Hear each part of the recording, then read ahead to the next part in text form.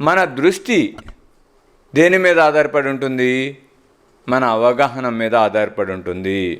ఒక వ్యక్తిని మనం అర్థం చేసుకున్న తీరు మీద ఆధారపడి ఉంటుంది. కాబట్టి ఈరోజు ఒక వ్యక్తి మంచోడా చెడ్డోడా అంటే ఏమని చెప్తాము? మంచోడని చెప్తామా చెడ్డోడని చెప్తామా? మంచోడైతే మంచోడని చెప్తాము, చెడ్డోడైతే చెడ్డోడని చెప్తాం. అంతే కదా? కాదు. అంతే కదా? అంతేనా కదా? అంతే కదా? కాదు. ఒక వ్యక్తి మంచోడా చెడ్డోడా అనేది దేని మీద ఆధారపడి ఉంటుందంటే ఆ వ్యక్తి పట్ల ఉన్న మనం ఏర్పరచుకున్న అభిప్రాయం మీద. ఒక వ్యక్తికి మంచోళ్ళ కనపడతాడు, అదే వ్యక్తి ఇంకో వ్యక్తికి చెడ్డోడవుతాడు. ఒక వ్యక్తి అంటే ఎనలేని ప్రేమ ఉంటుంది, అదే వ్యక్తి ఇంకో వ్యక్తికి శత్రువుగా ఉంటాడు.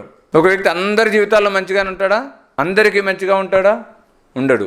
మరి మంచోడైతే అందరికి మంచిగానే ఉండాలి కదా, లేదా చెడ్డోడైతే అందరికి చెడ్డగానే ఉండాలి కదా. ఒకరి జీవితంలో ఒకరు చెడ్డగా, అదే వ్యక్తి ఇంకొకరి జీవితంలో మంచిగా, ఇంకొకరి జీవితంలో సంబంధం లేకుండా. ఆడు మంచోడు కాదు, చెడ్డోడు కాదు, ఆ వ్యక్తి అంతే ఉన్నాడు. అతను మంచోడు చెడ్డోడు అంటే అట్లేం లేదండి, ఉంటాడు అని చెప్తాం.